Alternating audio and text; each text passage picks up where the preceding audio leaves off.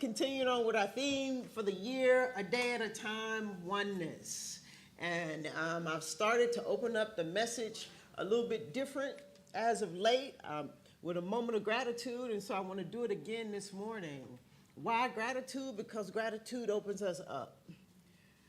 Gratitude opens us up to the infinite. It moves us from the outer and takes us inner. And when we become open to the infinite, we become infinite. And when you're open to the infinite and its infinite ideas, then its ideas become your ideas. Not my words, but your ideas. And that's how you change your life. So, in our moment of gratitude, I'm going to ask you to drop into your heart, and all I'm asking you to do is just to pay attention to your heart, to focus on your heart, to start to feel the love and the gratitude in your heart. So here we go. Let's take a deep breath.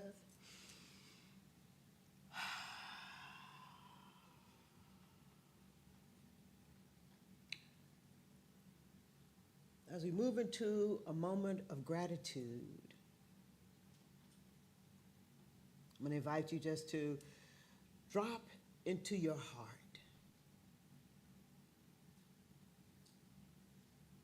Pay attention to your heart.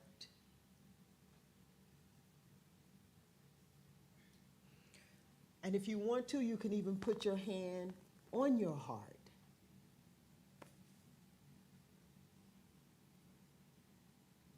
Allow yourself to feel the love in your heart and the gratitude in your heart.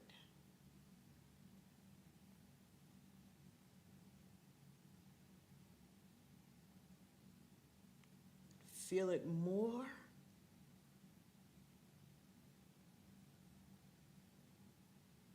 And this morning, then, let us be grateful for this moment.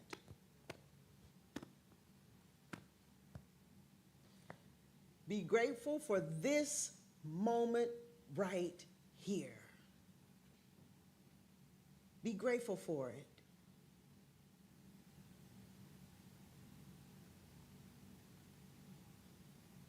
This moment where there's nothing you need do and there's no one you need be. It's a perfect moment.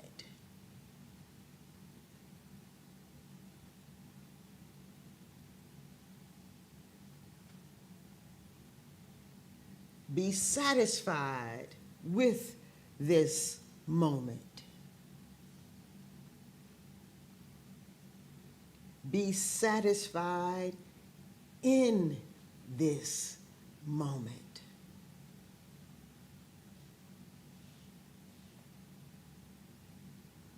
Feel grateful for it. Feel it in your heart.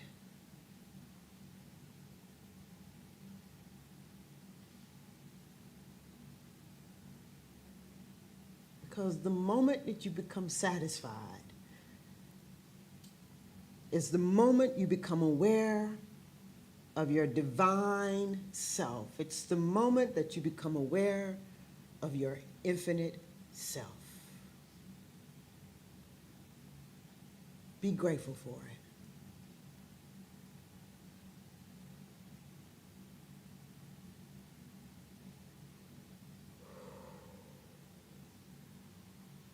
So slowly then, let us bring our attention and our awareness back.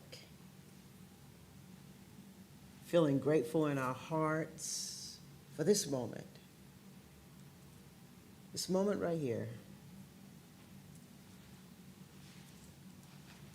Come on back. Slowly, bring your attention back.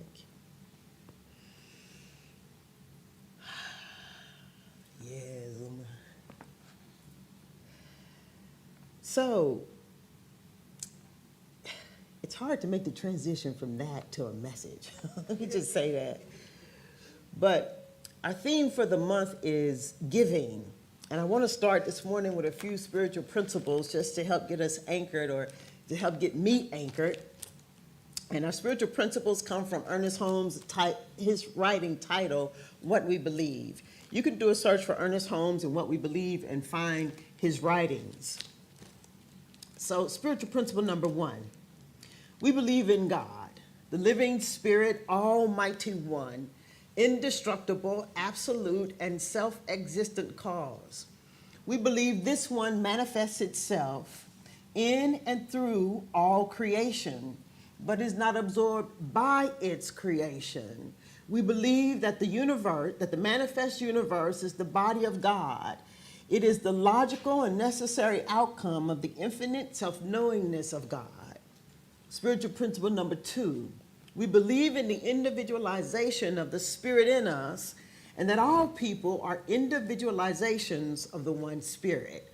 And finally, spiritual principle 11, we believe in our own soul, our own spirit, and our own destiny, for we understand that the life of all is God. You know, the late, great Johnny Coleman, who was a minister in Unity, which is another branch of New Thought. She was out of Chicago, and she has passed on, made her transition, but she was big in New Thought many, many, many years ago, and some of her stuff you can find online if you're not familiar with Johnny Coleman. But anyway, the great Dr. Johnny Coleman would say, this stuff works. And then she would follow it up with, if you work it. This stuff works if you work it. And it's the last piece that I want to focus on for a minute, if you work it. That's the critical piece, or the call to action, as it were. And so I'm here this morning just to remind you to work it. To remind myself that if I want it to work, I've got to work it. And what does that mean? Well, this teaching requires us to be very honest with ourselves, very honest. I mean, if we are infinite, then the depths of ourselves is deep. There's a lot for us to unpack and uncover. And so sometimes we describe this as excavating, right? Getting to the stuff that's deep within us. And so recently, I have been thinking about, in my own life, what it means to enjoy life. And I've been thinking deeply about it. I've been meditating, I've been contemplating, I've been reading, I've been excavating, and what I found is that some part of me is angry at life. And that part of me is the part of me that can keep me from enjoying life. It's not an easy thing to stand in front of people and say, I'm angry at life. But it's the truth. And this stuff works if you work it. Meaning, I don't have to go on being angry at life. Because we think we are angry at the people in our lives, or we're angry about the situations and circumstances in our lives. But if we really do the excavation and pull it all back, we might discover we're just angry at life. Come on, breathe with me.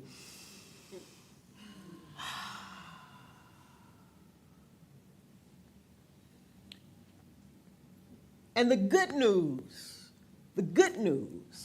is that we are infinite. The good news is that God and I are one, and that you too are one in the infinite. You're one with the infinite, and what that means is that there are infinite ideas. This is a teaching about ideas. This isn't a teaching that says that you come and you practice, and if you do this, you're going to get that. No, this teaching is about ideas. In other words, we don't say do this and you'll get that. We say just keep doing this and keep doing this and keep doing this and keep doing this and keep on praying and keep on meditating. Keep on contemplating, keep on journaling, keep doing this, keep doing this, keep doing this, keep doing this, keep doing this, keep on praying, keep on praying, keep on meditating, keep on meditating. Why? Because it opens you up to the infinite. And what is infinite is ideas. And once you get a new idea, you're on your way to a new experience. See, in this teaching, sometimes we reach plateaus, or people come into the teaching and they're not getting, having the experience that they think that they should be having. Or you've been in a teaching for so long, you reach plateaus and you get stuck. But this isn't a teaching about just simple platitudes. It's a teaching about plenitude. And what's plentiful is ideas.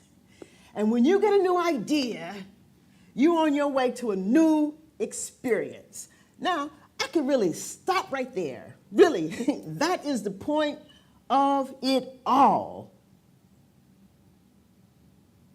A new idea means a new experience. And if we're unwilling to do the excavation in our lives to uncover really what is before us, we'll never get to a new idea and we'll never get to a new experience. My point is, I was thinking about, what was that movie with the fish? And the fish was Nemo. Yeah, keep on swimming, keep on swimming, keep on, yeah. Get a new idea, get a new idea, get a new idea, get a new idea, be open to a new idea, be open to a new idea. It's like that. This sounds so simple and maybe even trite, but it's powerful. It's powerful. The simplicity in it. So anyway, let me get back into something else here. Ernest Holmes, in his book, Living the Science of Mind, he says, the reason I started there was in his book, he says that none of us receive as much benefit from this science as we might. That there's so much more for us to experience, but none of us experience it because we do not permit our consciousness to range in the field of greater possibilities. We don't allow ourselves to play with another idea. It's not just that we are getting rid of old ideas, we have to open up to a new idea. That's a sharp difference from letting go of your old idea. No, you also have to open up to a new idea. But the reason then that we don't ever have a greater open our consciousness to a field of greater possibilities is because I don't quite think we understand the concept to the best of our ability, to the best of our knowledge. So what happens then is that another way of saying this, however it might be, is that, that we experience lack in our lives. We might think that we're lacking love, or we're lacking joy, or we're lacking peace, or we're lacking money, but that something is missing from our lives. That's another way of saying that we don't permit our consciousness to range in the field of greater possibilities. We equate that to lack. But lack is not personal, and neither is lack necessary. Life is infinite. The divine is infinite. You are infinite, and I am infinite. You are intelligent, and I am intelligent. And in an infinite world and an intelligent world, lack is not and it cannot be necessary. It's impossible, is what I'm trying to tell you. It's impossible. If you want to experience more love, you can experience more love. It's possible. If you want to experience more peace, you can experience more peace. If you want to experience more joy, you can experience more joy. If you want to have more money in your life, you can have more money in your life. It's infinite. Its ideas are infinite. You are infinite. Your ideas are infinite. Y'all with me this morning? So let us consider then that we just haven't tapped into our capacity. If the ideas are infinite, we just haven't tapped into our capacity to identify a new idea. We have a great capacity to tap into a new idea. We haven't tapped into our capacity to make the right decision, in other words. Because what's before us is the totality of mind. It's infinite. Right? It's infinite. And it is these many ideas that's before us that we get to make our own and then bring them into manifestation. But what happens is that often from the field of great possibilities, from the field of infinite ideas, we choose the wrong idea.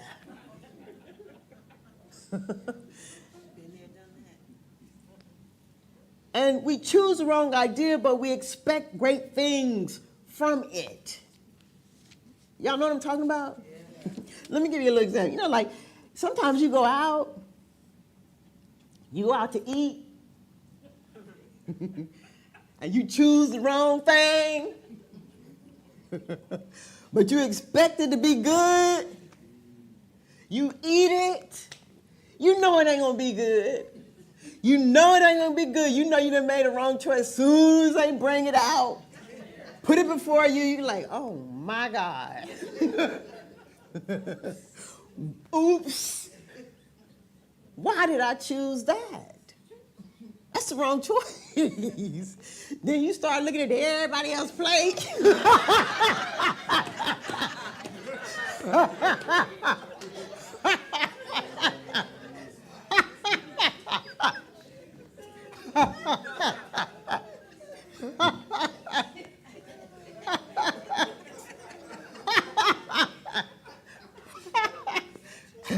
Thank God. Thank God.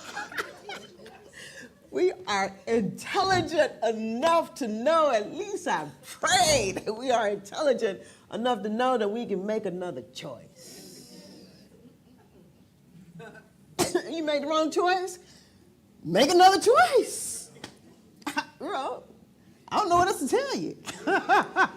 Make another choice. You want more love? You want more joy? You want more peace? You want more money? I'm bringing in money because this is the month that we talk about money. Make another choice. You have to be willing to engage in a new idea about money. A new idea about love, a new idea about joy. I had to be willing to engage in a new idea for myself about what it means to enjoy life and not be angry with life. A new idea, a new idea. So,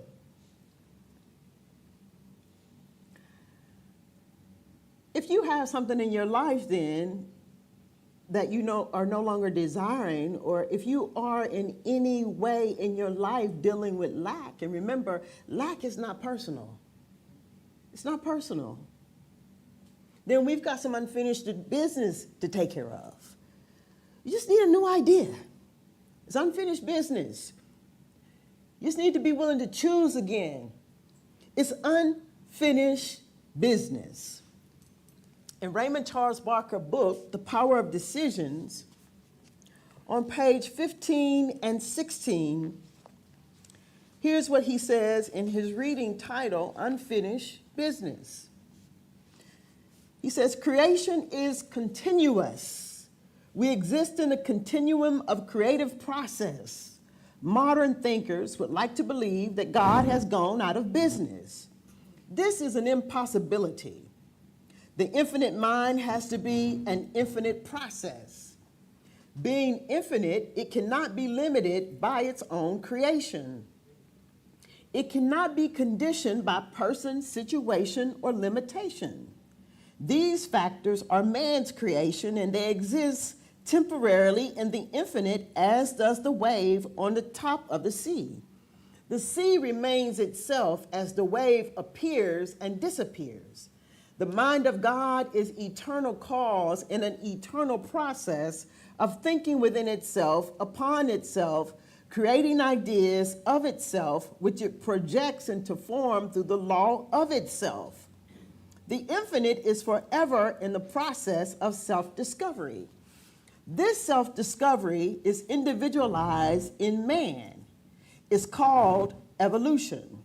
We are the infinite unfolding its newly discovered aspects. Into our consciousness is pouring at every instant a flood of new ideas. Born of spirit, the infinite mind. These are the living waters which Jesus said if we would drink therefrom, we would never thirst again. There is no more indecision when the inner fount of ideas is sought and found, praised and explored.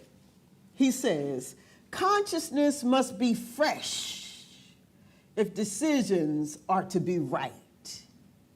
He says, new ideas are as essential for the mind as food and water are for the physical body.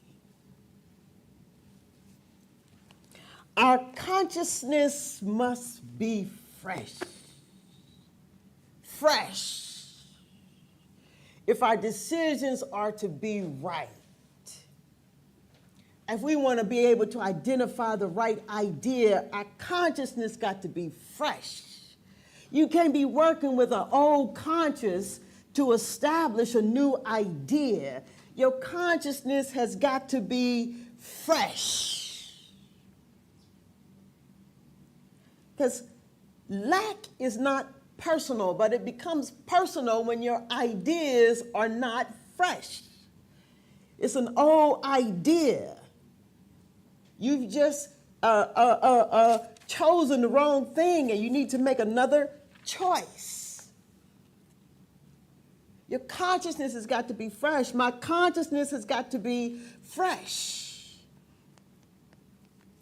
If we want to experience at what Ernest Holmes says is possible, if we want to experience and live in a range of the greater possibilities of life, our consciousness has got to be fresh. We can't be dealing with an old consciousness. So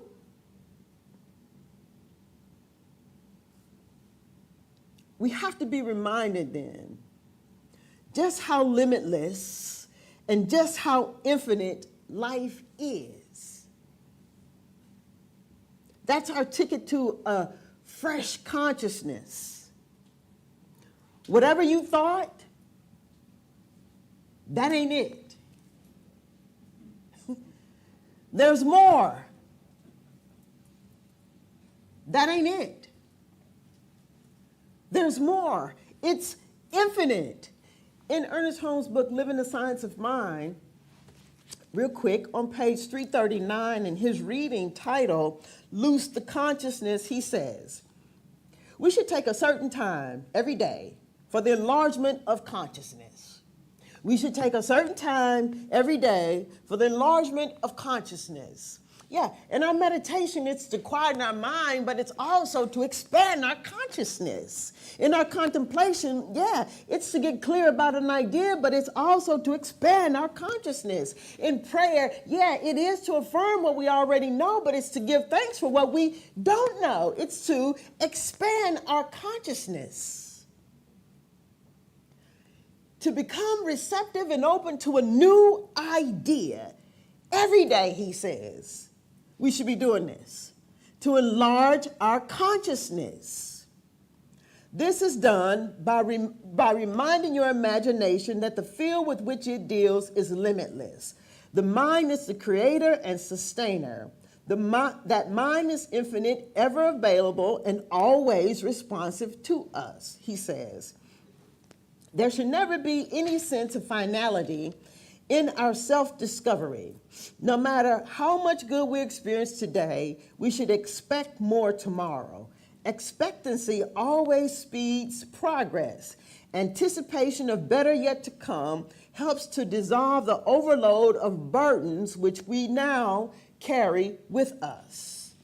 We must learn to loose our consciousness. We must learn to expand our consciousness. We must not forget that the ideas are infinite, that the ideas are limitless.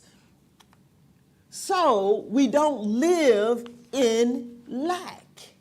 Lack is not personal. It's not personal. You don't have the health that you are desiring. You're lacking it in some way, or love, or money. And if you're wondering what I'm talking about, when we're talking about money, you might be in a place of lack if you don't have the money to do what you want to do when you want to do it. A clear definition: if you're not lacking money, whatever is in your way of you being able to do what you want to do when you want to do it, lack. If there's anything in your way, you with me, Donna Brown? Anything in your way that's keeping you from doing what you want to do when you want to be doing it, that's lack. And so, either way, you got a problem. And you're the only one that can fix your problem. Matter of fact, tell your neighbor, you're the only one that can fix your problem. Tell your other neighbor, you're the only one that can fix your problem.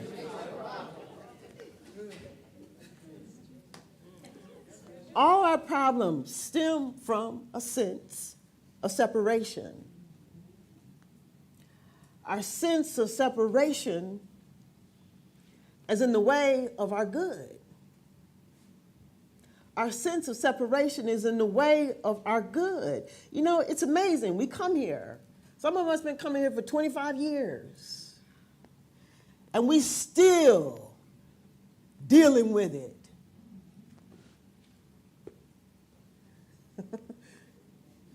We still trying to reconcile in our own mind here and there, out there and in here, up there and down here. We still trying to reconcile our sense of separation. We still trying to figure out how to get what's out there in here. Or if it's money, how to get what's out there in here. You know what I'm saying? We still trying to figure this thing out, our sense of separation. And as long as we continue in that way, our good will always be out there. And there will always be a reason that is sufficient for you as to why it's so. And you'll be all right with the reason, whether it's true or not. Money is the root of all evil. Money ain't the root of all evil, whether it's true or not. Whatever it is that you feel like you're lacking in your life, or that you feel that there's lack in your life, you'll find a reason for it to be so, whether it's true or not. But the thing is that we can't go on living like that. Let me speak for myself. I ain't going on living like that. I can't go on living like that. I won't go on living like that. I'm open to a new idea. In this teaching, I think sometimes when we reach those plateaus, or we get the rhythm down and the cadence down to the words and the affirmation, we have a life full of platitudes and not a life full of plenitude. Our life should be full of plenitude, plenty love, plenty joy, plenty peace, plenty money, plenty happiness, plenty joy, plenty love, plenty love, plenty love, plenty joy, plenty peace, plenty of peace, plenty of money, plenty of joy, plenty of joy. That's what it says. We don't get what we can get out of it. Let us decide today to get what we can get out of it. If it's infinite, I want all mine.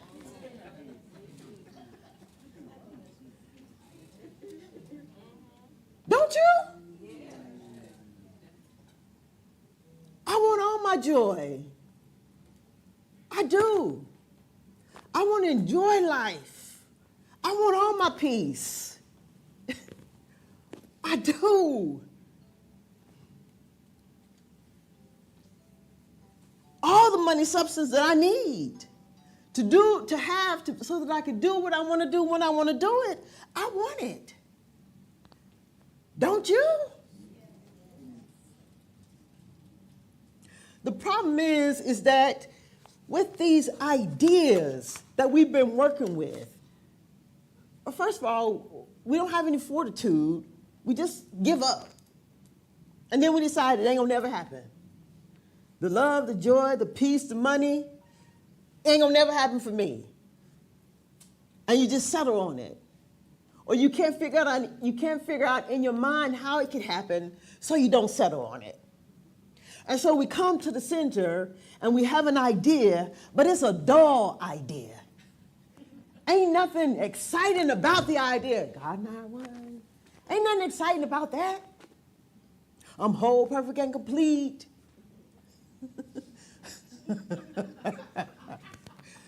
Oh, boy, I'm really cutting up today, ain't I? But, it's Dr. Howard Thurman who says that life is dynamic. It's dynamic. And what makes it so dynamic is that it is infinite. It's infinite. What makes it so dynamic is that it's intelligent. We can't just be going along, y'all, with dull ideas. Dull ideas get you a dull experience. Dull and old ideas about money get you a old, dull experience with money. Dull ideas about love get you a dull experience with love. The man said, don't be blaming God. Get a new idea. Get a new idea. Get excited. Dream big.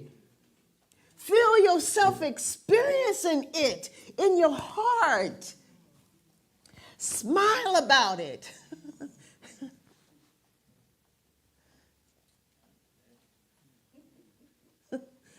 No more dull ideas. No more dull ideas. No more wistful thinking. Be certain and direct with your new idea. Because new ideas, as Raymond Charles Barker says, is as important as the air you breathe. So let us practice. Al, a little bit of meditative music will do. I'm ready for a practice instead of a prayer. Again, I'm going to ask you to drop into your heart.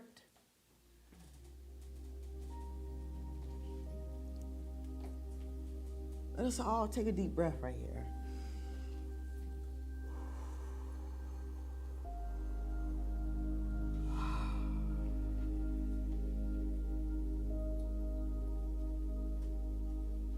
And begin to feel the infinite. The presence. That's never an absence. Become aware of it.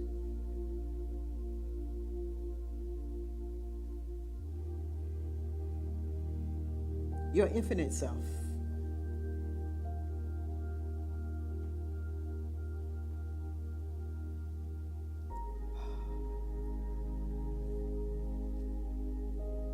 Let us drop into our hearts.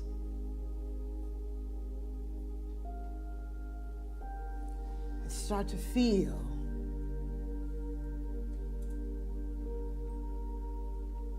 infinite.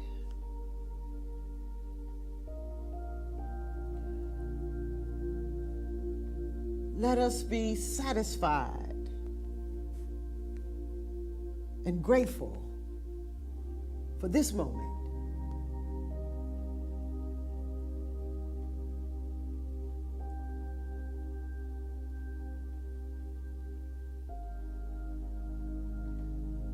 And in being satisfied in this moment, then we know we become infinite.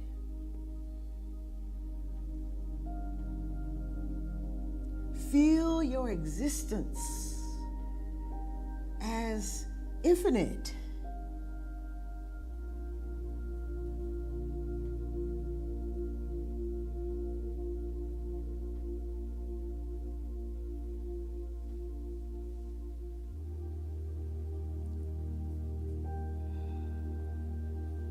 Be aware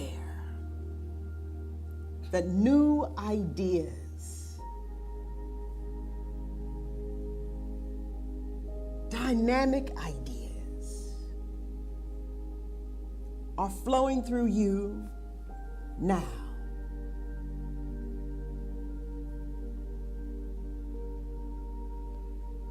It always is.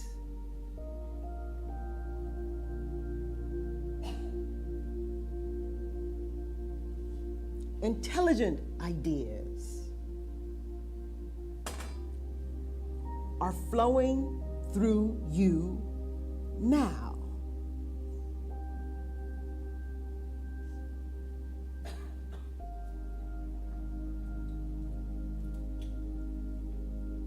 And now, where there once was lack, open up to a new idea.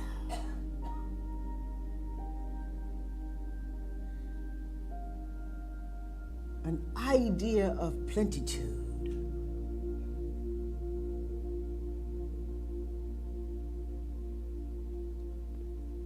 Open up to the power of good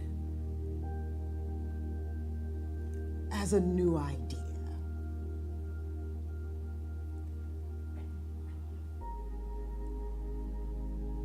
Open up to infinite love as a new idea.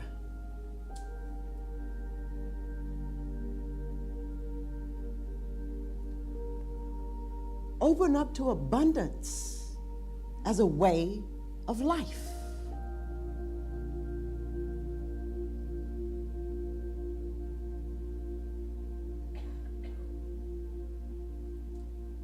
Open up to wholeness as a new experience.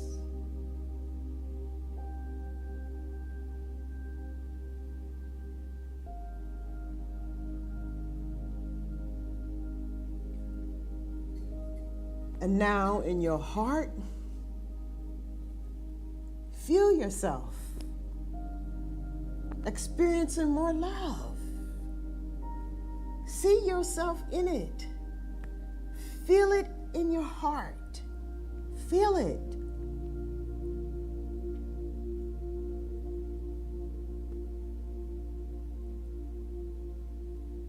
Feel yourself as whole.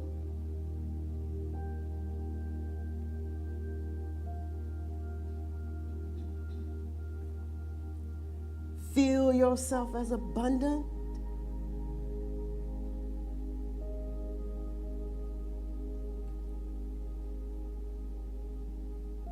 Feel yourself as joy.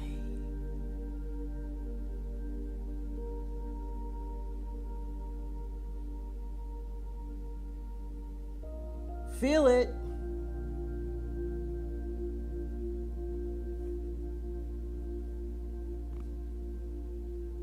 In this moment, you are filled with it. So feel it. It's within you and all around you. It's infinite. It's infinite. Slowly, let us begin to bring our attention and our awareness back. Slowly.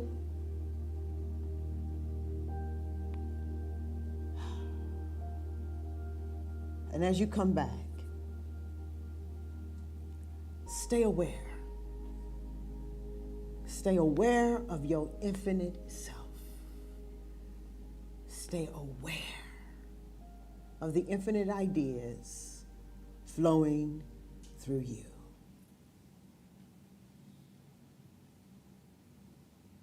And so it is. So it is. As we journey on throughout our week, let me remind you that lack is not personal. Open up to the infinite ideas that are infinite. They're infinite. They're infinite. Open up to a new idea about the plenitude and let the platitudes go. And so it is.